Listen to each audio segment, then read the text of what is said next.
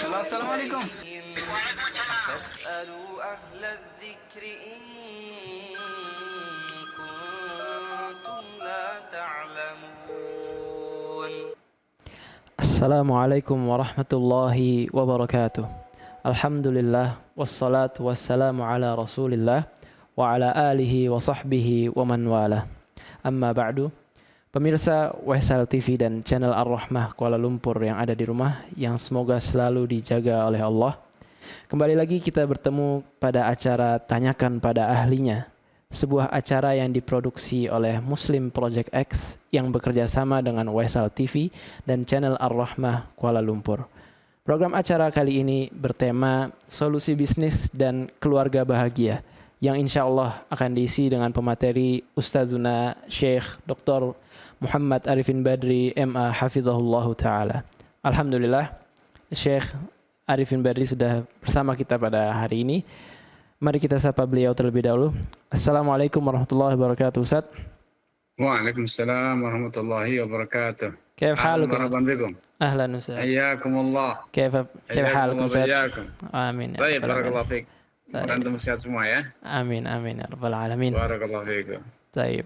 Pemirsa Wesal TV dan channel Ar-Rahmah di rumah, kami menyediakan line telepon WhatsApp untuk yang bertanya di nomor 0856 9378 6050 atau melalui text message jika terkendala sinyal. Dan juga kami membuka pertanyaan atau platform untuk bertanya di website tj.muslimproject.xyz/tanya. Taib, sebelum kita mulai acara kita pada kali ini, mungkin ada baiknya kita meminta sepatah dua patah nasihat dari Syekh Arifin Badri kepada Ustadz. Syekh, kami persilahkan Ustadz. Baik, barakallahu fiik. Assalamualaikum warahmatullahi wabarakatuh. Waalaikumsalam. Innal hamdalillah nahmaduhu wa nasta'inuhu wa nastaghfiruh wa na'udzu billahi min syururi anfusina wa sayyiati a'malina. May yahdihillahu fala mudilla lahu wa may yudlil fala hadiyalah. Asyhadu an la ilaha illallah wahdahu la syarika lahu wa asyhadu anna Muhammadan abduhu wa rasuluhu amma ba'd. Kaum muslimin dan muslimah, pemirsa Wesal TV dan juga channel Ar-Rahmah dimanapun Anda berada, tidak terasa bahwa kita hari ini sudah berada di satu momentum, satu musim dari musim-musim kebajikan, yaitu Ashru Dzul Hijjah. Ashru Dzul Hijjah, hari-hari yang sedang kita jalani ini, 10 hari pertama di bulan Dzul Hijjah adalah waktu-waktu yang paling istimewa untuk kita mengoptimalkan diri beramal, berzikir, bertasbih, bertakbir, bersedekah, dan ibadah-ibadah lainnya. Karena Allah Subhanahu wa taala melipat gandakan pahala amal ibadah di 10 hari bulan Dzul Hijjah ini. Rasulullah SAW bersabda, "Ma min ayamin al-amalus salihu fihinna khairun wa ahab min hadhihi al-ayyam al-'ashr." Qalu walal jihadu fi sabilillah. Qala walal jihadu fi sabilillah illa rajulan kharaja bi nafsihi wa malihi falam yarji' min dzalika syai'a. Tiada waktu, tiada hari yang lebih utama, amal saleh padanya lebih Allah cintai, lebih utama pahalanya dibanding 10 hari Dzul Hijjah ini. Ada sahabat yang bertanya, Rasulullah, bagaimana dengan jihad fisabilillah? Apakah tetap kalah keutamaannya dibanding beribadah di waktu-waktu ini, 10 hari Dzul Hijjah ini? Beliau mengatakan, ya, jihad pun tidak bisa menyamai pahala beribadah di 10 Dzul Hijjah ini. Kecuali orang yang ketika berangkat berjihad membawa jiwa dan hartanya dan ternyata tidak sedikit pun yang kembali, alias dia gugur dan hartanya pun habis dia belanjakan untuk berjihad fisabilillah azza wa jal. Karenanya setiap muslim yang betul-betul tergugah untuk melipat gandakan pahala, mendulang amal kebajikan, tentu 10 hari ini adalah momentum yang paling tepat.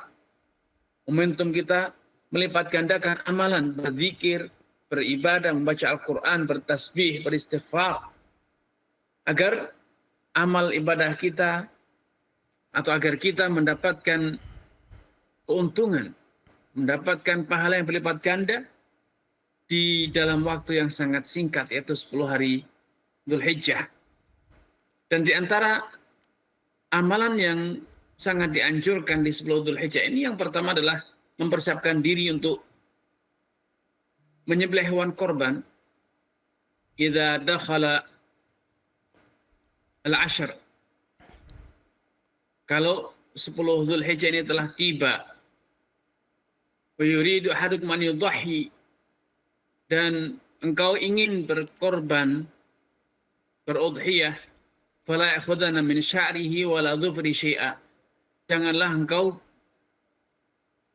potong rambut ataupun kukumu sedikit pun.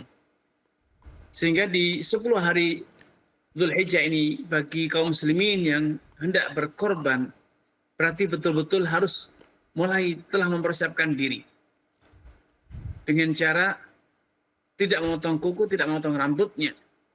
Dalam rangka meneladani atau meniru napak tilas dengan saudara-saudara kita yang mendapatkan kesempatan beribadah haji. Yang hari ini mereka atau sebagian mereka sedang berihram menuju Baitullahil Haram. Yang kedua, amalan-amalan yang sangat dianjurkan pada Ashrul Dzulhijjah ini adalah memperbanyak zikir, tahlil, takbir secara khusus. Bahkan para ulama menjelaskan bahwa pada Ashrul Dzulhijjah ini kita disyariatkan untuk memperbanyak takbir yang disebut dengan takbir mutlak. Takbir yang kita ucapkan kapan saja dimanapun kita berada. Dan nanti ketika tanggal 9 Dzulhijjah yang akan jatuh pada hari Selasa pekan depan, ya kita mulai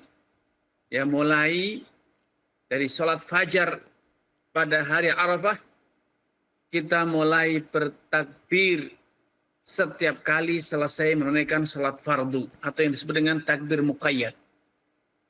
Demikian seterusnya sampai akhirnya tiba hari raya Idul Adha, kita bertakbir sejak terbenam matahari pada tanggal 9 atau malam Idul Adha sampai kemudian kita menunaikan sholat Idul Adha berjamaah di mushola atau di masjid.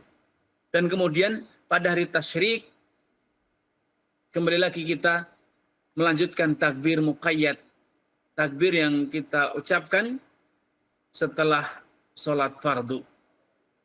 Di antara amalan yang sepatutnya kita perbanyak pada bulan Dzulhijjah ini,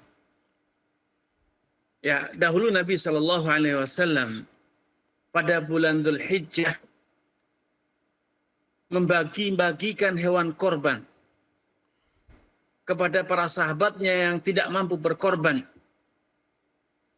sehingga mereka mendapatkan satu hewan untuk dikorbankan pada hari Idul Adha ataupun pada hari tasyrik. Sehingga bagi kaum muslimin dan muslimah yang mendapatkan kelapangan rezeki, seringkali berkorban lebih dari satu ekor untuk dirinya sendiri, atau berkorban dengan satu ekor sapi untuk dirinya sendiri. Padahal satu ekor sapi bisa digunakan untuk berkorban 7 orang. Alangkah indahnya bila Anda yang mendapatkan kelapangan harta memfasilitasi ya saudara-saudara Anda yang tidak mampu berkorban dengan cara Anda membelikan hewan korban dan Anda berikan kepada mereka untuk mereka korbankan atas nama mereka dan untuk pahala mereka sendiri. Dan jangan khawatir, Anda tidak kehilangan pahala. Justru dengan memberi hewan korban kepada saudara Anda untuk dia korbankan pada hari Idul Adha, pahala Anda justru berlipat ganda. Anda mengajarkan berkorban, Anda dapat pahalanya. Man sanna fil islami sunnatan hasanah, siapapun yang mengajarkan satu kebajikan dalam syariat Islam, falau ajruha, dia dapat pahalanya, wa ajru man amila biha min ba'di duna an yanqusa dzalika min ujurihim syai'a. Dia juga dapat pahala dan pahala orang yang mengikuti meneladaninya tanpa mengurangi pahala mereka sedikit pun. Dan yang kedua, Anda mendapatkan pahala sedekah. Sehingga Anda bersedekah dan juga mengajarkan berkorban kepada saudara-saudara Anda. Sehingga Anda dengan cara seperti ini mendapatkan pahala yang berlipat ganda. Itu tentu lebih baik dibanding Anda berkorban lebih dari 1 ekor atau 1 ekor sapi untuk 1 orang saja. Padahal untuk 1 orang cukup dengan 1/7 hewan onta ataupun sapi. Dan dahulu Nabi SAW, beliau dalam satu keluarga hanya berkorban dengan 1 ekor. Hadza anni wa an ahli baiti. Ini korbanku dan korban untuk keluargaku. Dan dulu Nabi SAW juga pernah mengorbankan 1 ekor sapi untuk keluarganya semua. Untuk keluarganya semua. Ya, tentu ini adalah satu sunnah, satu tuntunan Nabi SAW yang sampai saat ini belum banyak yang mengamalkan. Sehingga banyak dari kaum muslimin yang memilih untuk berkorban lebih dari 1 ekor untuk dirinya sendiri. Dengan anggapan bahwa pahalanya akan lebih banyak bila dia korbankan untuk dirinya sendiri. Padahal yang lebih tepat tidak demikian. Cukup dia berkorban dengan 1 ekor dan kemudian selebihnya diatasnamakan atau dia berikan kepada saudara-saudaranya kaum muslimin yang tidak mampu untuk berkorban, sehingga Anda mendapatkan 2 jenis pahala. Pahala mengajarkan berkorban dan itu pahala korbannya Anda sempurna. Yang kedua adalah pahala sedekah. Ini beberapa amalan yang dianjurkan untuk Anda lakukan di 10 Dzulhijjah ini. Semoga Allah SWT pada momentum yang indah ini memberikan karunia dan kemurahannya kepada kita dan kekuatan kepada kita untuk melipat gandakan amal ibadah di Asyurul Dzulhijjah ini. Wallahu taala a'lam. Tayyib. Alhamdulillah, jazakallahu khairan Ustaz atas nasihatnya. Ana izin langsung masuk ke pertanyaan pertama Ustaz. Assalamualaikum warahmatullahi wabarakatuh. Apa hukum bermuamalah dengan pelaku penghasilannya yang 100% haram? Sedangkan saya hanya bekerja freelance dan sering bermuamalah secara halal dengan mereka.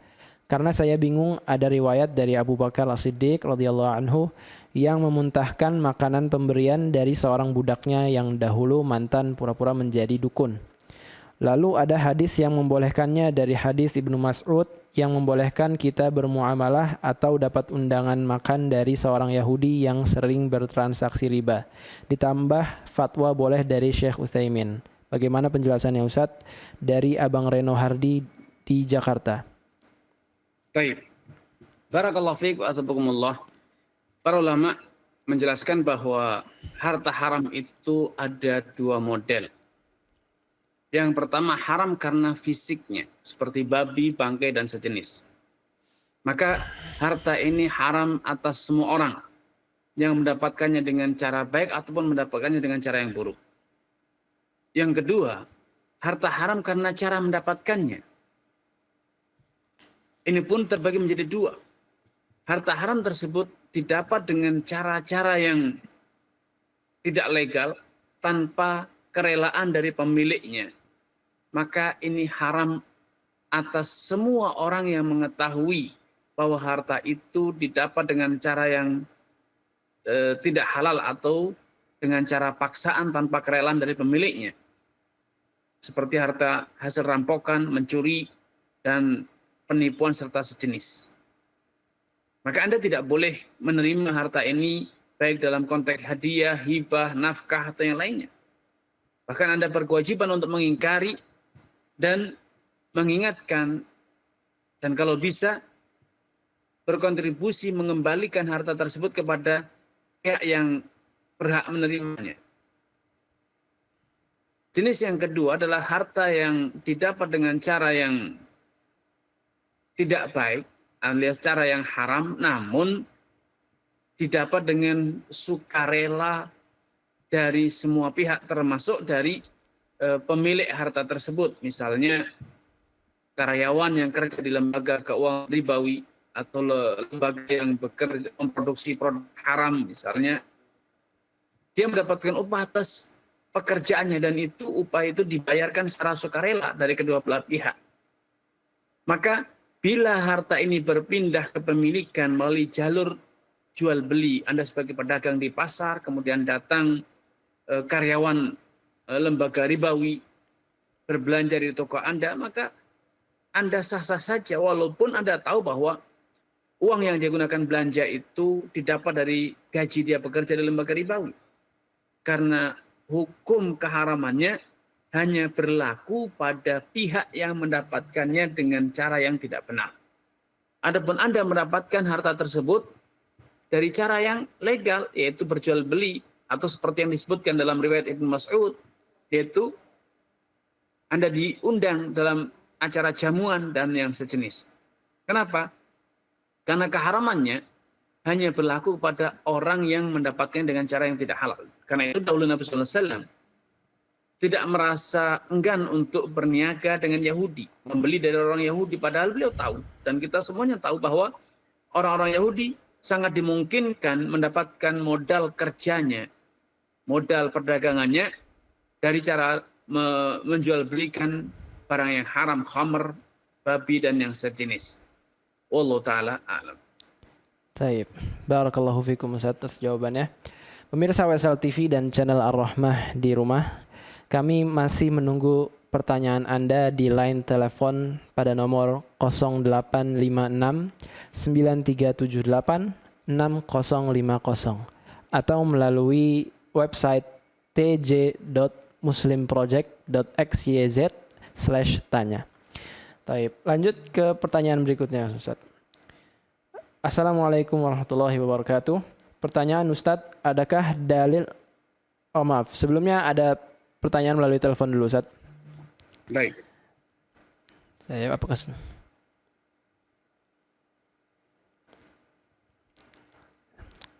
Nah. Assalamualaikum. Ummu Yodi dari Pekanbaru. Assalamualaikum. Waalaikumsalam warahmatullahi wabarakatuh. Taib, Ummu Yodi silakan ditanyakan pertanyaannya. Iya, Assalamualaikum Ustadz. Waalaikumsalam warahmatullahi wabarakatuh. Silakan. Iya, izin melanjutkan pertanyaan dari teman Ustadz. Ya. Begini Ustadz, Ana menikah 2018. Kami Baik. membeli rumah seharga 90 juta. Dengan DP uang istri 40 juta, sisanya 50 juta, kredit 15 tahun potong gaji suami di kantor. Ya. Pertanyaannya, tahun 2026 kami bercerai. Akan menjual rumah tersebut. Bagaimana cara pembagian rumah tersebut, Ustadz? Baik. Iya, itu Baik. aja Ustadz. Syukron, jazakallahu khairan. Baik. Assalamualaikum. Khairan. Salam. Baik, barakallahu kepada Ummu Yodi di Pekanbaru. Semoga Allah SWT menambahkan taufik kepada Ummu Yodi, keluarga, dan juga seluruh pemirsa dan penyimak dimanapun Anda berada. Kalau memang faktanya demikian, maka yang pertama berarti kepemilikan aset rumah tersebut dimiliki bersama oleh suami dan istri. Karena kontribusi istri dalam pembelian rumah tersebut sebesar 4/9 ya, berarti kan 40 juta dari nilai rumah 90 juta. Maka ini setara dengan sekitar 45% rumah tersebut dimiliki oleh istri. Dan kemudian perlu dipertegas karena di pertanyaan tidak disampaikan bagaimana cicilan rumah tersebut. Apakah dicicil dari penghasilan suami saja atau suami istri juga bersama-sama berkontribusi melakukan cicilan sampai lunas. Kalau itu dicicil dari penghasilan suami, maka berarti yang kira-kira 55% itu menjadi milik suami ya. Menjadi milik suami. Sehingga kalau rumah itu kemudian dijual, berarti kisaran 45% itu berarti adalah hak istri yang harus dibayarkan, diberikan kepada istri, dan sisanya adalah menjadi milik suami. Karena tadi disampaikan bahwa 40 juta dari dana pembelian rumah tersebut adalah dana dari istri. Allah Ta'ala a'lam. Barakallahu fikum Ustaz. Pertanyaan selanjutnya. Assalamualaikum warahmatullahi wabarakatuh. Dari Rahmat di Banten. Pertanyaan, adakah dalil Al-Quran dan hadis yang menetapkan bahwa muamalah maliyah harus berlaku berbagi untung dan berbagi rugi? Demikian, jazakumullah khairan. Baik. Barakallahu fiik wa ahsabakumullah. Semoga Allah SWT menambahkan taufik dari kepada Anda, keluarga, dan juga seluruh pemirsa dimanapun Anda berada. Dalam muamalah, kata-kata muamalah ini sangat global sekali. Ada jual beli, ada sewa menyewa, ada syarikat dagang, ya, ada akad-akad yang lain. Nah, kalau yang dimaksud adalah semua akad, maka tidak ada ketentuan semacam itu. Penjual hanya menanggung kerugiannya sebagai penjual saja, dan pembeli ya menanggung resiko sejak barang yang dibeli itu berpindah tangan ke dirinya. Adapun dalam konteks bagi hasil kerjasama mudharabah atau musyarakah ya, join permodalan, maka ya ketentuannya memang demikian. Sebagaimana yang berlaku saat ini pada syarikat dagang, di mana masing-masing pemegang saham atau komisaris akan menanggung kerugian usaha sebesar porsi saham, porsi kepemilikan sahamnya. Bagi investor atau komisaris yang memiliki saham sebesar 30%, maka dia wajib menanggung kerugian sebesar maksimalnya adalah 30%. Tidak boleh dibebani lebih ataupun kurang dari persentase tersebut. Ini adalah ketentuan yang berlaku pada akad syarikat dagang. Nah, kalau dalam akad mudharabah bagi hasil, maka investor dalam ini pemodal harus siap menanggung kerugian dalam bentuk finansial. Sehingga ketika gagal usaha, modal dia bisa jadi hangus, hilang semua, atau bisa jadi susut. Sedangkan pengelola dalam hal ini amil atau pengelola akan menanggung kerugian dalam bentuk skill, pikiran, tenaga, waktu yang telah dia curahkan semuanya tanpa menghasilkan apa-apa. Sehingga pengelola rugi dalam hal ini, rugi waktu, rugi tenaga, rugi pikiran, dan yang sejenis. Ini konteks berbagi rugi ya. Karena sejatinya mudharabah itu adalah salah satu model dari syarikat dagang. Dan dalam kaidah umum syarikat dagang, semua pemodal harus ikut menanggung kerugian masing-masing sebesar persentase modal yang dia setorkan. Nah, karena dalam akad mudharabah, modal mereka berbeda. Satu pihak bermodalkan uang, pihak kedua bermodalkan skill, pikiran, waktu, tenaga. Maka kontribusi mereka dalam menanggung kerugian pun sesuai dengan modal yang modal masing-masing. Pemodal uang, ya itu yang seringkali diistilahkan pemodal, ya siap menanggung kerugian dengan resiko, yaitu modal dia susut, berkurang, atau bahkan habis.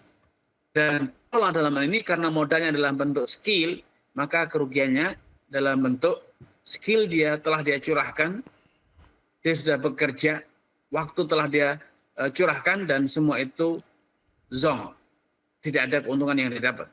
Sehingga pada hakikatnya walaupun dia tidak mengeluarkan uang, tetapi dia telah rugi waktu, tenaga, pikiran, dan yang sejenis. Wallahu ta'ala alam. Barakallahu fikum atas jawabannya. lanjut ke pertanyaan berikutnya Ustaz. Ya. Assalamualaikum warahmatullahi wabarakatuh. Semoga afwan. Ada pertanyaan yang masuk melalui telepon lagi Ustaz. Ya, silakan. Ya. Assalamualaikum Pak Dindin. Assalamualaikum warahmatullahi wabarakatuh. Waalaikumsalam warahmatullahi wabarakatuh. Silakan. Langsung aja ke pertanyaan ini, ada yang masih masih kurang jelas Ustaz. Kan Ya. sunnah kalau misalkan salah satu sunnah pada saat Idul Fitri itu kan makan minum dulu gitu ya sebelum berangkat sholat Idul Fitri gitu ya. Nah kalau Idul Adha kan sebaliknya gitu ya. Jadi tidak makan minum dulu sampai setelah sholat Idul Adha. Bahkan yang saya dengar itu yang pertama kali makan adalah daging kurban katanya, itu yang lebih afdol gitu. Nah cuma yang belum jelas itu yang pertama ya, ini mungkin ada beberapa pertanyaan supaya lebih, karena harus detail ya. Yang pertama, dimulainya itu kapan gitu ya, tidak makan minumnya itu? Apakah seperti puasa biasa ya dimulai dari subuh gitu ya? Atau pada saat bangun tidur, kan bangun tidur kadang-kadang sebelum subuh gitu ya. Nah, kalau saya bisa bangun tidur ya sebelum subuh kadang-kadang ya cucikan dulu terus minum dulu gitu ya. Gitu.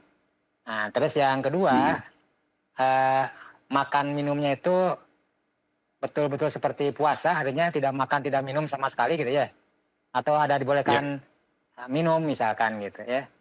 Gitu. Baik. Itu Ustaz, bisa ditunggu jawabannya. Terima kasih. Jazakallah khairan katsira. Assalamualaikum warahmatullahi wabarakatuh. Waalaikumsalam warahmatullahi wabarakatuh. Baik, barakallahu fiik wa tabakumullah. Semoga Allah SWT menampakkan taufik kepada penanya, keluarga dan juga seluruh pemirsa dimanapun Anda berada. Yang pertama, bahwa ada kesalahpahaman yang memang sudah kaprah di tengah masyarakat. Ada anggapan bahwa pada Idul Adha disyariatkan berpuasa. Ini adalah kesalahan besar. Hari Idul Adha tidak ada puasa. Itu adalah hari diharamkan kita berpuasa. Akan tetapi, dahulu Nabi SAW ketika Idul Adha, memang beliau tidak makan, tidak minum di pagi hari, bukan karena berpuasa, tetapi karena beliau ingin menyegerakan penyembelihan hewan korbannya agar segera bisa beliau nikmati. Ini adalah wujudan dari musyarakah, bersegera menyembelih hewan korban agar dagingnya itu menjadi menu sarapan pagi beliau. Nah, bagi yang ingin meneladani ini, maka berarti bukan berpuasa niatnya. Niatnya adalah menyegerakan pelaksanaan penyembelihan hewan korban, dan seketika hewannya telah disembelih, segera setelah betul-betul mati hewannya, segera dipotong sebagian dagingnya untuk diolah, dan itu menjadi menu sarapannya. Adapun bagi yang tidak berkorban, atau kalaupun yang berkorban perlu untuk ngopi terlebih dahulu di pagi hari, maka tidak masalah. Karena tidak ada anjuran berpuasa di pagi hari. Yang ada adalah anjuran untuk menyegerakan pelaksanaan penyembelihan hewan korban. Namun bagi orang yang menyembelih hewan korbannya mungkin di hari tasyriknya tanggal 11, maka ya ini tidak berlaku tentunya. Kenapa? Karena dia baru hari esok akan menyembelihnya. Tapi bagi yang ingin menyembelih di hari Id langsung, maka segerakanlah sehingga daging korban Anda itu menjadi menu santapan sarapan pagi. Ya, sehingga ini berarti betul-betul sangat disegerakan. Sehingga jangan ada anggapan bahwa ini adalah puasa. Sekali lagi, puasa di hari Id itu terlarang. Haram hukumnya. Sedangkan yang dilakukan oleh Nabi SAW bukan berpuasa, tetapi bersegera sehingga daging korban beliau adalah menu sarapan pagi beliau. Ya. Sehingga tidak ada istilah sejak kapan berpuasa, tidak ada, sekali lagi tidak ada puasa. Kalau memang Anda butuh ngopi, Anda minum sebelum berangkat ke masjid, atau mungkin nyantap sebagian makanan ringan, maka itu juga boleh-boleh saja. Karena sekali lagi ini syaratnya adalah menyegerakan, bukan berpuasa ya. Wallahu taala alam. Baik, barakallahu fikum wa jazakumullah khairan Ustaz. Baik, pemirsa WSL TV dan channel Al-Rahmah Kuala Lumpur dimanapun Anda berada, kami masih menunggu pertanyaan Anda melalui line telepon 0856 9378 6050 atau melalui website tj.muslimproject.xyz/tanya. Tayyib, lanjut pertanyaan selanjutnya Ustaz. Assalamualaikum warahmatullahi wabarakatuh. Semoga Ustaz diberikan keberkahan oleh Allah Subhanahu wa taala. Izin bertanya, apakah hukum trading forex online, trading Bitcoin online, trading saham online, trading emas online yang semua dilakukan di laptop dengan menggunakan software tertentu? Apakah hukumnya haram?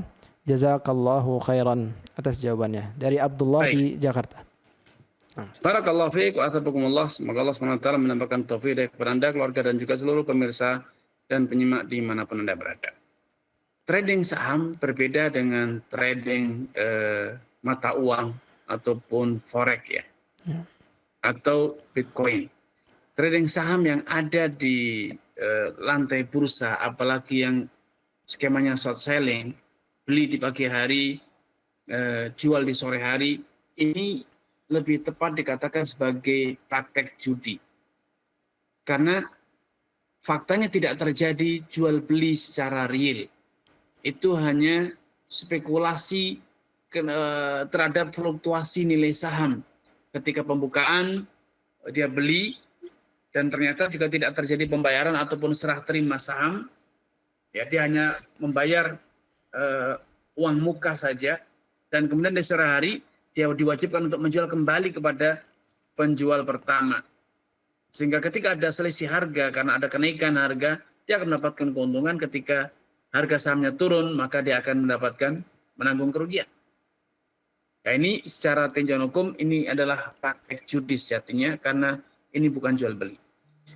Yang kedua, ketika adapun masalah forex ya, jual beli mata uang asing, maka seringkali sebatas yang saya ketahui forex itu tidak terjadi transaksi secara tunai. Anda bertransaksi hari ini dan Anda baru bisa diakses ya setelah baru masuk ke rekening Anda setelah beberapa hari kemudian. Dan ini tentu tidak sejalan dengan ketentuan syariat dalam transaksi jual beli mata uang yang dipersyaratkan harus tunai pada saat majelis akad ya. Ketika terjadi transaksi tanpa ada penundaan walau sesaat. Apalagi hari ini transaksi itu semuanya bisa dilakukan on time, ya real time, karena menggunakan aplikasi mobile banking ataupun internet banking. Sehingga tidak lagi ada alasan untuk menunda barang 2 atau 3 hari apalagi lebih. Ya, kemudian yang ketiga, Bitcoin, wallahu ta'ala, para ulama kontemporer bersilang pendapat tentang status Bitcoin, apakah itu setara dengan mata uang yang ada hari ini, sehingga itu menjadi mata uang global, atau itu hanya data digital, seperti halnya gambar-gambar unik dan desain-desain unik yang diperjualbelikan, sehingga tidak berlaku padanya hukum-hukum mata uang. Allah Ta'ala yang sampai saat ini saya lebih memilih pendapat yang menyatakan Bitcoin belum bisa diakui sebagai mata uang, ya, tetapi itu lebih pada aset digital yang ya itu seperti halnya memperjualbelikan aset digital yang lain seperti desain grafis dan yang sejenis. Allah Ta'ala alam. Baik, barakallahu fikum wa jazakumullahu khairan Ustaz. Pertanyaan berikutnya. Ahsanallahu ilaikum Ustaz, Ana mengalami gangguan seksual karena dahulu ketika SMP Ana pernah dilakukan tidak sesuai dengan teman Ana. Ana ingin kembali normal tapi rasanya susah sekali. Selalu ingin kembali ke dunia seperti itu. Mohon arahan dan nasihatnya Ustaz supaya Ana bisa kembali normal seperti dahulu. Barakallahu fikum, dari hamba Al-Ghafur di Sumatera Selatan. Baik. Barakallahu fiik wa athabakumullah. Semoga Allah SWT menambahkan taufik kepada Anda, keluarga, dan juga seluruh pemirsa dimanapun Anda berada. Rasulullah SAW memberikan saran, anjuran kepada seluruh umatnya. Tadawu ibadallah, fa'inallah ma'anzala da'an al-anzalallahu syifa'an. Wahai hamba Allah, hendaknya kalian berobat. Karena tidak ada penyakit yang Allah turunkan kecuali telah Allah turunkan penawarnya. Yang kedua, setelah Anda membuka lembaran menanamkan dalam diri Anda bahwa apapun yang terjadi pada diri manusia itu pasti ada penawarnya. Yang kedua, Anda harus betul-betul optimis. Tanamkan keyakinan dalam diri Anda bahwa Anda bisa bangkit. Anda bisa menyelesaikan masalah yang mendera Anda ini. Yang ketiga, bahwa memang kepribadian manusia secara medis dipengaruhi oleh struktur kromosom dalam selnya. Dalam sel manusia ada kromosom X dan Y, X dan Y. Manapun yang dominan, ketika dominan X-nya atau dominan Y-nya, ketika dominan X maka karakternya akan menjadi kepribadian laki-laki. Ketika yang dominan adalah Y-nya maka yang dominan akan menjadi perempuan, gen perempuan.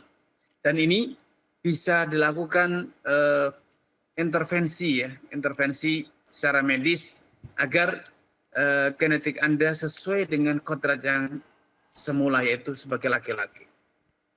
Sehingga Anda perlu konsultasi dengan tenaga medis yang berkompeten agar memberikan tindakan medis yang sesuai agar kodrat Anda kembali sebagaimana sedia kala. Kemudian yang selanjutnya yang perlu dilakukan sebagai bentuk treatment terhadap diri Anda, lakukanlah aktivitas-aktivitas yang sesuai dengan kodrat diri Anda sebagai laki-laki. Pelihara jenggot, pelihara kumis, dan beraktivitas sebagaimana lainnya laki-laki. Jauhi pergaulan yang buruk, tinggalkan konten-konten hal-hal yang dapat mengingatkan kembali pada memori yang buruk.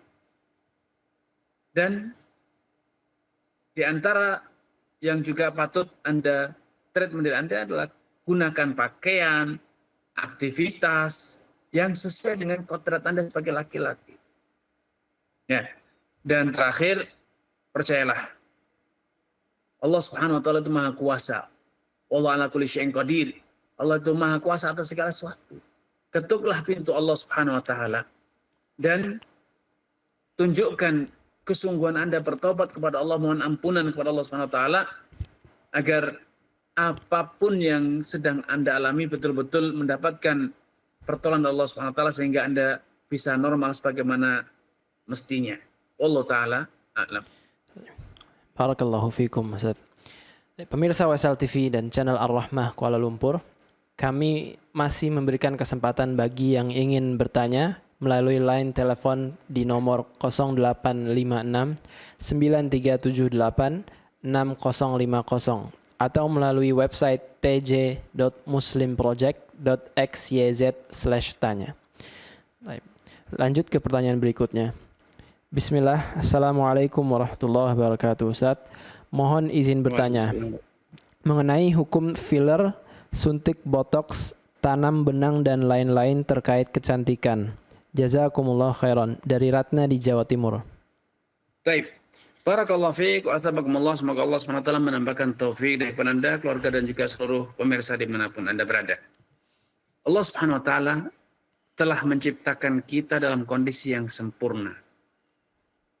Hanya saja kita yang kurang pandai bersyukur. Bagi yang mungkin hidungnya merasa tidak mancung atau pesek, ya ingin agar hidungnya bisa mancung dengan merasa lebih cantik dan seterusnya. Padahal kodrat ilahi telah menetapkan bagi warga masyarakat yang hidup di negara-negara tropis, ya, di mana udara tidak terlalu pekat, ya, karena suhu udara yang panas menyebabkan susunan oksigen di udara ini tidak terlalu pekat, beda dengan daerah-daerah dingin. Daerah-daerah yang dingin biasanya, negara-negara yang cenderung lebih dekat ke arah kutub utara ataupun selatan biasanya memiliki bentuk tubuh yang berbeda sesuai dengan alamnya. Mereka lebih mancung dan seterusnya karena memang sesuai dengan kondisi alamnya. Allah telah pilihkan kita dalam bentuk yang sempurna. Karena itu syukurilah. Tidak perlu Anda melakukan operasi plastik, suntik botok atau yang jenis, karena itu semua adalah bentuk intervensi atau sederhananya komplain terhadap pilihan Allah SWT, merasa bahwa pilihan Allah tidak sempurna, pilihan Allah tidak terbaik. Padahal Allah SWT telah menegaskan bahwa manusia diciptakan fi ahsani taqwim, dalam bentuk yang paling sempurna. Karena itu, karena Allah telah memilihkan kita bentuk yang paling sempurna, Allah melarang kita untuk merubah ciptaan Allah, merubah bentuk yang Allah telah pilihkan untuk kita. Di antara praktek-praktek yang dahulu sering terjadi, misalnya merampingkan gigi agar lebih kelihatan kecil dan rapi, kemudian mengerik alis agar lebih tipis, dan yang sejenis. Ini termasuk merubah ciptaan Allah. Dan praktek-praktek merubah ciptaan Allah SWT yang itu mencerminkan akan ketidakpuasan, mencerminkan akan tindakan komplain, intervensi terhadap pilihan Allah SWT, ini adalah tindakan yang tentu haram.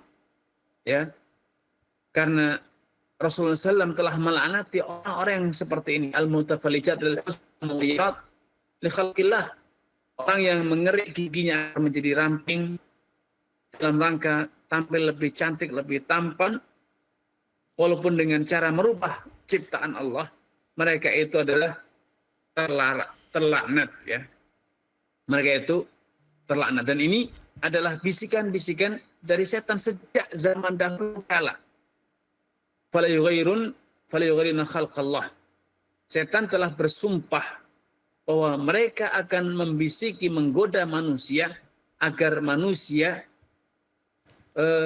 merekayasa, merubah-rubah ciptaan Allah Subhanahu wa taala. Dan ini semuanya adalah tindakan-tindakan yang diharamkan, ya, oleh Allah Subhanahu wa taala. Allah taala alam.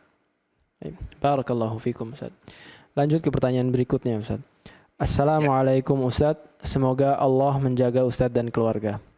Fulan memiliki akun dakwah yang memiliki followers puluhan ribu.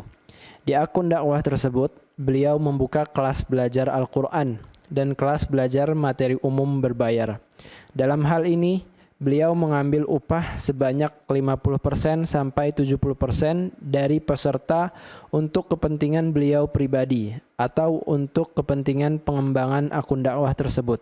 Sementara pengajarnya diberikan 30% sampai 50%. Bagaimana hukumnya Ustadz? Apakah upah yang beliau terima ini halal? Dari Putri di Jawa Timur. Barakallahu fiik wa Allah, semoga Allah SWT menambahkan taufik dari Anda, keluarga, dan juga seluruh pemirsa dimanapun Anda berada. Praktek semacam ini secara prinsip hukum halal. Ini seperti halnya ketika kita membuka bimbingan belajar yang merekrut karyawan, merekrut tutor, ya, pengajar, dan kemudian mereka kita upah atau kita berbagi hasil dengan mereka. Ini secara prinsip syariat itu halal, dan itu adalah satu hal yang baik, ya, kita jual jasa kepada orang yang membutuhkan, apalagi mengajarkan Al-Quran. Rasulullah SAW bersabda, inna ahaqqa ma akhadtum alaihi ajran kitabullah.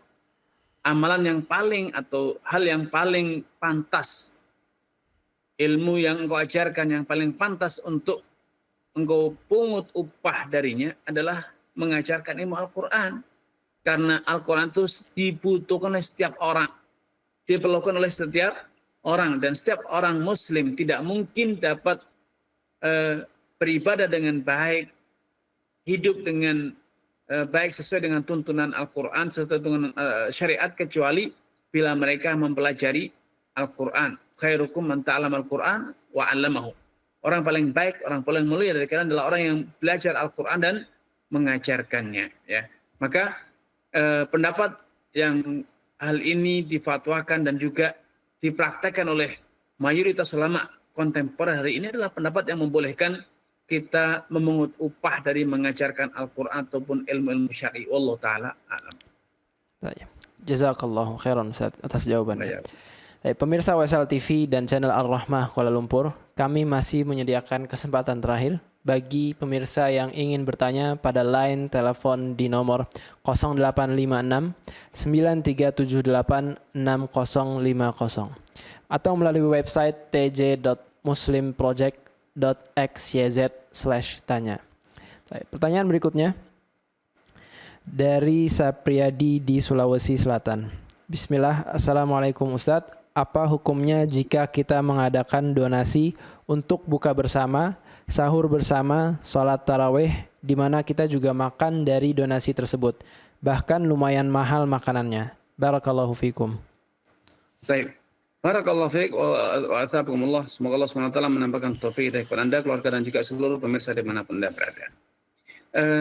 Secara prinsip tidak masalah, karena ini adalah bentuk ta'awun dalam kebajikan. Banyak orang yang ingin berdonasi, namun tidak tahu harus kemana mereka berdonasi. Dan adanya buka bersama, sahur bersama ini juga menjadi motivasi bagi banyak kaum muslimin untuk sholat berjamaah, untuk hadir ke masjid. Karena kita harus akui, masih banyak saudara-saudara kita yang kalau tidak ada acara buka bersama, mereka tidak pergi ke masjid. Tidak ada sahur bersama, mereka tidak sholat subuh berjamaah di masjid. Memancing atau memotivasi kaum muslimin untuk beribadah dengan sedikit materi semacam ini adalah satu hal yang baik, terpuji, selama tujuannya bukan komersialisasi. Anda ingin mendapatkan keuntungan, Anda ingin mendapatkan peluang bisnis dengan cara menyediakan makanan takjil ataupun sahur. Alias Anda sebetulnya mengemas praktek bisnis Anda dengan praktek sosial. Tentu ini bentuk dari ketidakjujuran ya. Kita harusnya jujur, kalau memang ini sosial ya kita salurkan secara sosial ya. Namun tentu tidak boleh berlebih-lebihan, ya, bermewah-mewahan dengan dana umat, dana masyarakat. Ya, seperlunya, sewajarnya. Kalaupun itu lebih baik dibanding apa yang kita makan di rumah, tentu selama itu tidak berlebih-lebihan, maka insya Allah tidak masalah ya. Selama masih dalam batas kewajaran, maka boleh-boleh saja. Karena tentu masyarakat juga akan bertanyakan kalau menu yang disajikan itu terlalu sederhana. Ya, terlalu sederhana, dan donatur pun juga bisa jadi kecewa kalau dana yang mereka salurkan ternyata dibelanjakan untuk menu-menu yang kurang berkualitas. Wallahu taala a'lam. Jazakallahu khairan Ustaz atas jawabannya. Pertanyaan berikutnya dan mungkin pertanyaan yang terakhir dari Nuri Purnamasari di Bandung. Assalamualaikum Ustaz. Ana ingin bertanya, apakah seorang ibu yang memiliki anak laki-laki wajib ikut anak lelakinya yang sudah menikah? Bagaimana jika mertua tidak cocok dengan menantu perempuannya dan tidak mau ikut dengan anak lelakinya? Apakah anak laki-laki tersebut dikatakan durhaka kepada ibunya? Dan apakah jika menantu perempuan taat kepada suami tetapi tidak nurut kepada mertua perempuan termasuk istri yang durhaka kepada suami? Apakah tidak dapat ridho ibu mertua sama saja tidak dapat ridho suami yang berarti tidak mendapatkan surga? Jazakumullahu khairan. Baik, barakallahu fiik wa astaghfirullah. Semoga Allah SWT menampakkan taufik kepada Anda, keluarga, dan juga seluruh pemirsa dimanapun Anda berada. Secara tinjauan syariat, suami berkewajiban memberikan nafkah, sandang, pangan, dan papan kepada istrinya. Dan itu dengan cara menyediakan rumah yang memang spesial untuk istrinya, sandang yang spesial untuk istrinya, pangan yang juga spesial untuk istrinya. Bukan sharing dengan orang tuanya, bukan sharing dengan saudaranya. Karena itu Allah SWT berfirman, askinuhunna min haitsu sakantum. Ya. Berikanlah mereka tempat tinggal yang layak sebagaimana yang kalian mampu berikan. Dan dalam dalil-dalil yang lain Allah Subhanahu wa taala dan juga Rasulullah SAW menegaskan bahwa istri itu memiliki hak untuk kiswatuhunna bil ma'ruf, ya. Punya hak untuk mendapatkan kiswah, ya, berupa sandang yang ma'ruf, yang layak. Nah, para ulama ahli tafsir menjelaskan bahwa karena dalam ayat dan juga hadis Nabi SAW menisbatkan sandang, pangan, dan papan itu kepada istri, itu ada sebuah isyarat bahwa memang istri harus punya privasi dalam hal sandang, pangan, papan, sebagaimana istri tidak boleh sharing baju dengan mertua, dengan saudara, demikian pula tidak sepatutnya sharing tempat tinggal bersama orang tua ataupun mertua. Nah, kalau memang orang tua dalam kondisi tidak bisa mandiri, sudah tidak lagi bisa hidup sendiri, maka ini tentu kondisi emergensi darurat. Ya, emergensi darurat, maka seharusnya anak-anak beliau bermusyawarah siapakah yang paling mampu merawat beliau. Sehingga orang tua ada atau dirawat oleh orang yang paling mampu. Kemudian biayanya ditanggung secara bersama-sama oleh seluruh anak. Karena kewajiban berbakti itu dipikul oleh semua anaknya.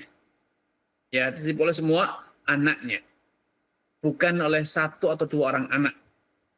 Yang kedua, suami tidak punya hak untuk memaksa istrinya melayani ibunya, alias istri tidak berkewajiban melayani mertua secara tinjauan dalil. Karena menantu tidak punya kewajiban berbakti kepada mertua. Ya. Tetapi yang punya kewajiban berbakti siapa? Anak. Jangan sampai anaknya hanya duduk-duduk manis, yang ditugasi untuk melayani justru istrinya. Padahal kewajiban itu ada di pundak si suami.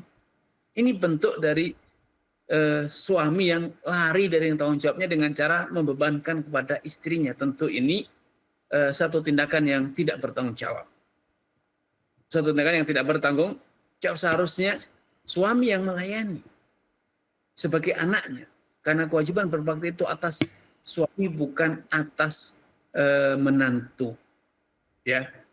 Karenanya budaya buruk yang ada di masyarakat bahwa akhirnya menantu yang harus melayani, mengurus, tentu ini suatu budaya yang harus diluruskan. Ya.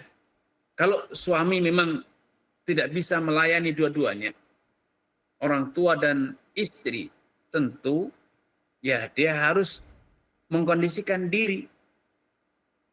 Walaupun resikonya bisa jadi nafkah istrinya berkurang, itu adalah resiko. Hingga istrinya harus siap dengan konsekuensi tersebut. Kalau tidak siap ya berarti harus ada tolong-menolong, ta'awun, agar nafkahnya tidak berkurang dan suami juga bisa menjalankan kewajibannya melayani, berbakti kepada orang tua. Ya, kebutuhan orang tua suami bisa terpenuhi. Namun sekali lagi kalau ditanya apa itu kewajiban menantu, maka bukan. Apakah suami boleh memaksa istri untuk istrinya melayani orang tuanya atau melayani mertuanya? Tentu juga tidak. Karena itu bukan kewajiban istri. Wallahu ta'ala a'lam. Barakallahu fikum Ustaz atas jawabannya. Alhamdulillah banyak sekali pelajaran dan faedah ilmu yang bisa kita dapatkan pada malam hari ini. Tanpa terasa kita sudah berada di penghujung acara pada kali ini. Kami ucapkan jazakallahu khairan pada Ustazuna Syekh Dr. Muhammad Arifin Badri hafizahullah atas jawaban-jawabannya dan ilmunya yang bermanfaat. Semoga antum selalu dijaga dan dirahmati oleh Allah Subhanahu wa taala Ustaz. Kami ucapkan juga kepada pemirsa Wesal TV dan channel Ar-Rahmah Kuala Lumpur di rumah yang telah mengikuti acara kami sampai selesai, sampai di penghujung acara. Semoga kita dapat dipertemukan kembali di pertemuan berikutnya pada hari Selasa jam 8 malam WIB. Kami tutup pertemuan kali ini dengan membacakan doa kafaratul majlis. Subhanakallahumma wa bihamdika asyhadu an la ilaha illa anta astaghfiruka wa atubu ilaik. Assalamualaikum warahmatullahi wabarakatuh.